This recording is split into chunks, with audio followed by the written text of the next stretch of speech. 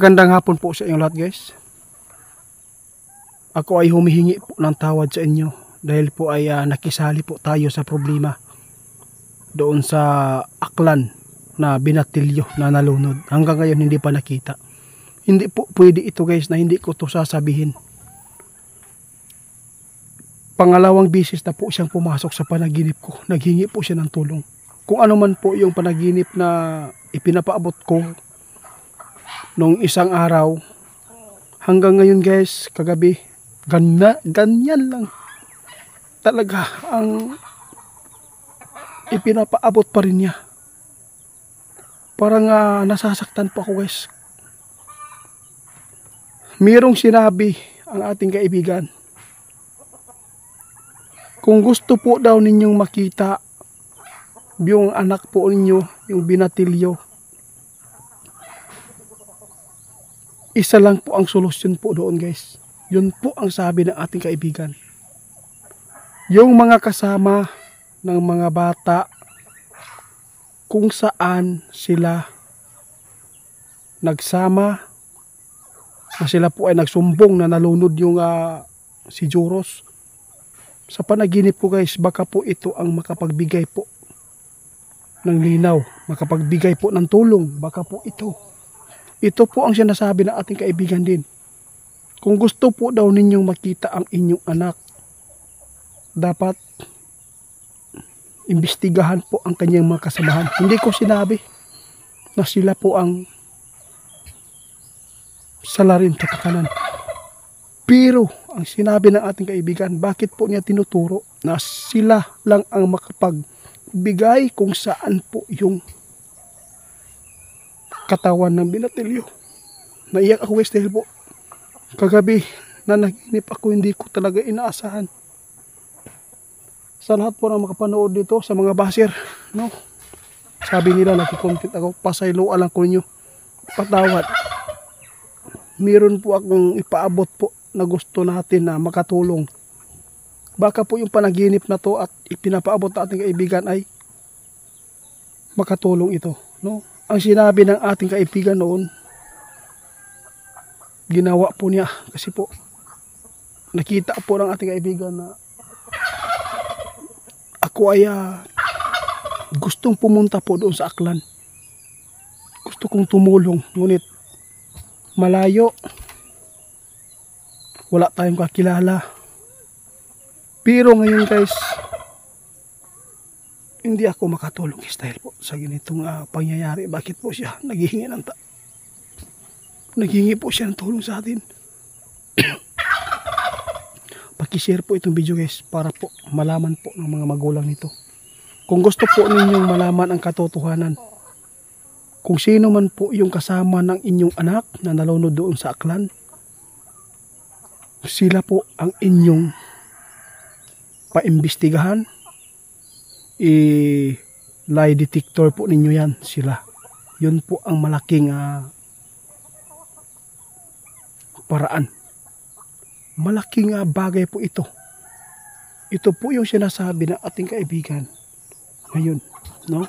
Kung gusto po daw natin makita ang binatilyong nalunod sa Aklan, paimbestigahan po ninyo yung kasama po ng mga estudyante, kasama po ng anak ninyo. Yun po, sila po ang inyong imbestigahan para po maituro po nila, no, kung ano po ang totoong nangyayari po doon. Sa totoo lang, guys, sinabi na ating kaibigan po nung isang linggo, no, na sabi po niya, nagbigay lang siya ng clue. Kung gusto po niyong hanapin, nasa ilalim po ng kahoy, sumabit, or nasa malayo na, binigyan lang po kayo ng clue. Kasi takot si kaibigan na ako ay pumunta po doon, no? Sa totoo lang, guys, kung gagawin po ito, na imbestigahan po yung kasamahan po ng nalunod doon, posibleng matugunan at babigyan po ng solusyon ang mga grabe, Kung malapit lang po ako dito guys, hahanapin ko po. Sabi po niya sa panaginip ko, nakaupo lang po daw siya doon sa may lupa. Nandyan lang po daw siya sa may saging.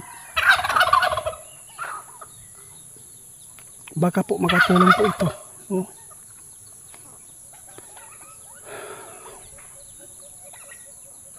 Yung kaibigan po natin dito guys, kanina pa ako dito nagtawag.